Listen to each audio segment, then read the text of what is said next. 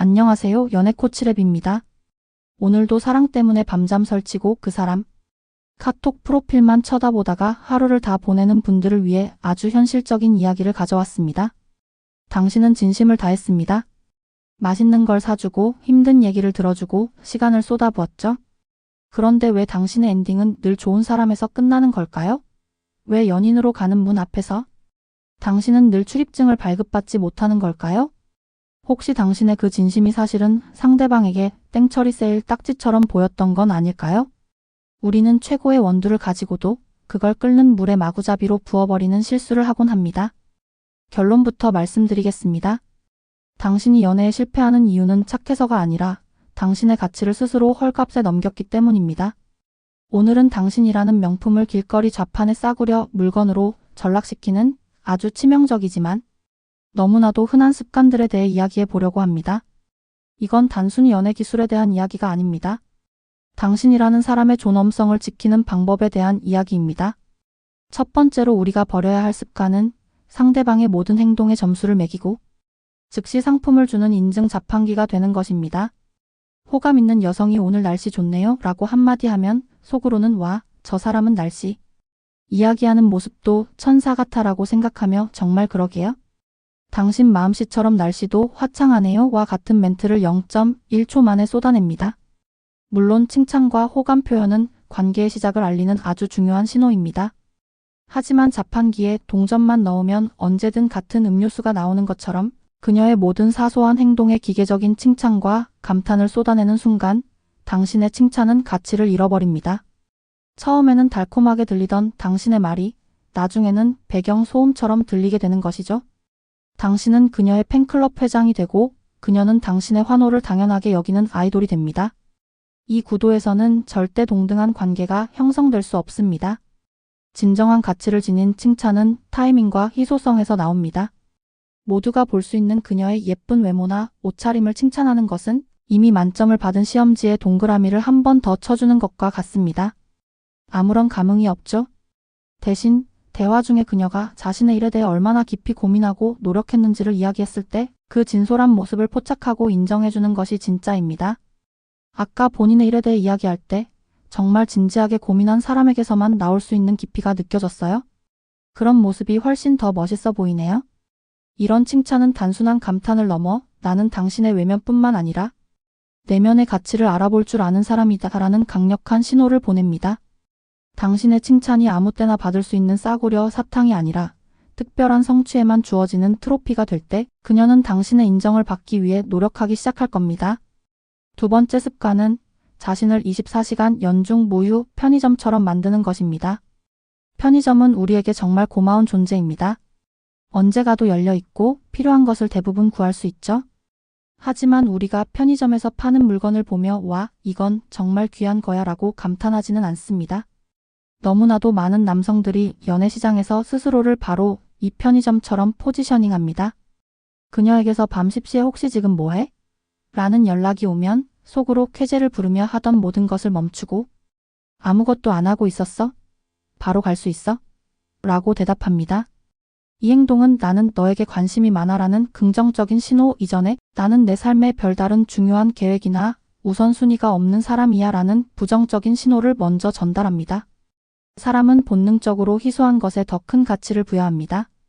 언제든 예약 없이 들어갈 수 있는 식당보다는 한 달 전에 예약해야 겨우 창가 자리를 얻을 수 있는 레스토랑에서의 저녁 식사를 더 특별하게 여기는 법이죠. 당신의 시간 역시 마찬가지입니다. 당신의 시간은 당신의 인생이라는 귀한 자원으로 채워져야 합니다. 그녀와의 약속도 중요하지만 당신의 일, 운동, 자기개발, 친구들과의 시간 역시 존중받아야 할 당신의 삶의 일부입니다. 갑작스러운 연락에 오늘 저녁 약속은 없지만 지금 마무리해야 할 중요한 프로젝트가 있어서 괜찮으면 1시간 정도 뒤에 내가 다시 연락해도 될까?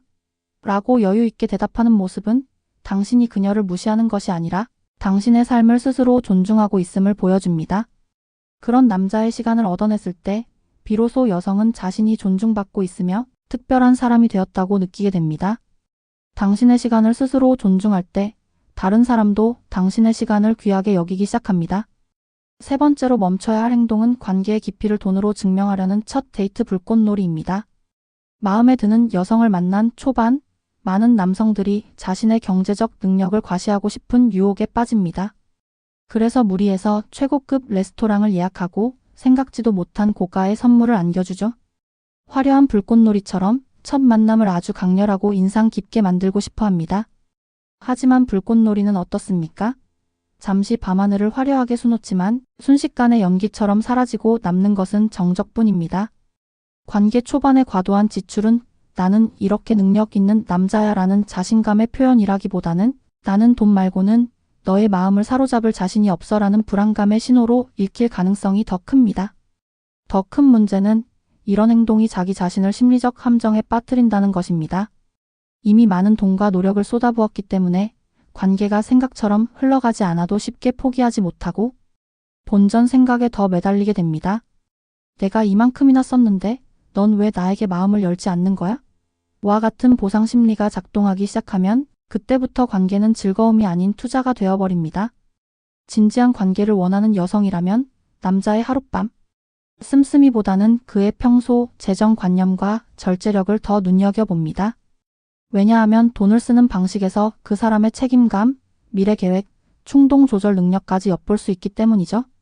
어색한 침묵이 흐르는 파인 다이닝보다 함께 웃으며 마음 편히 이야기할 수 있는 작은 단골 식당에서의 경험이 두 사람의 관계를 훨씬 더 단단하게 만들 수 있습니다. 당신의 지갑을 열기 전에 당신의 생각과 마음을 먼저 보여주는 것이 순서입니다. 좋은 대화 상대라는 것을 증명하는 것이 좋은 레스토랑을 보여주는 것보다 항상 먼저여야 합니다. 네 번째는 당신의 개성을 스스로 지워버리는 방 안의 메아리가 되려는 습관입니다. 좋은 분위기를 망치고 싶지 않은 마음에 혹은 상대방에게 잘 보이고 싶은 마음에 우리는 종종 그녀의 의견에 무조건적으로 동의하는 경향이 있습니다. 그녀가 어떤 영화를 인생 영화라고 하면 사실 나는 그 영화를 보다가 졸았음에도 불구하고 와, 저도 그 영화 정말 감명 깊게 봤어요. 최고의 영화죠. 라고 말합니다. 그녀가 좋아하지 않는 음식이 있다고 하면 어제 저녁으로 맛있게 먹었으면서도 저도 사실 그거 별로 안 좋아해요 라고 둘러댑니다. 이런 자동적인 동조는 처음에는 우리는 정말 잘 통하네라는 착각을 불러일으킬 수 있습니다. 하지만 대화가 계속될수록 상대방은 당신에게서 아무런 지적인 자극이나 새로운 관점을 발견하지 못하게 됩니다.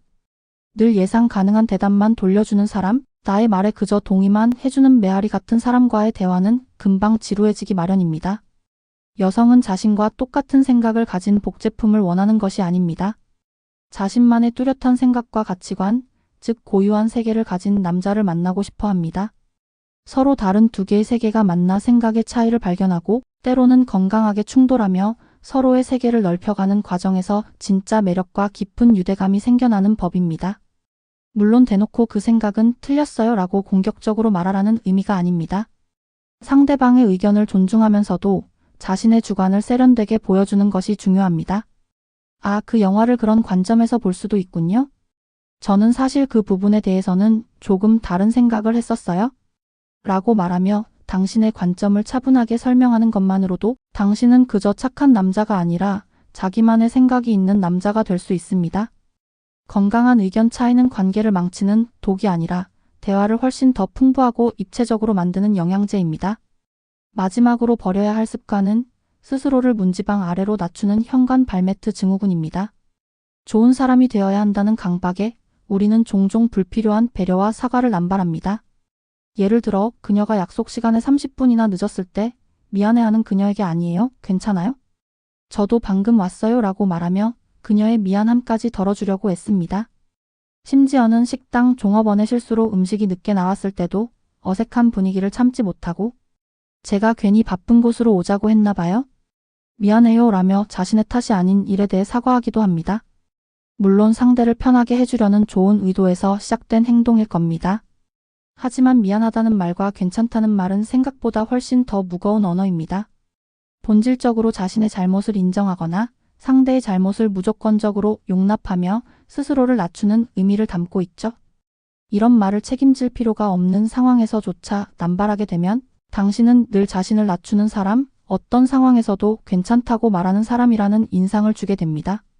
현관 발매트는 모두가 밟고 지나가지만 누구도 그 존재를 귀하게 여기지는 않습니다. 오히려 때로는 담백하게 상황을 인정하는 것이 더 건강한 관계를 만듭니다. 약속에 늦은 상대에게는 오는 길에 차가 많이 막혔나 보네요. 기다렸어요 라고 솔직하게 말하고 넘어가는 것으로 충분합니다. 이렇게 불필요한 사과와 배려를 멈추는 것만으로도 당신은 자기 기준이 분명하고 감정의 경계선이 단단한 사람이라는 인상을 주게 됩니다.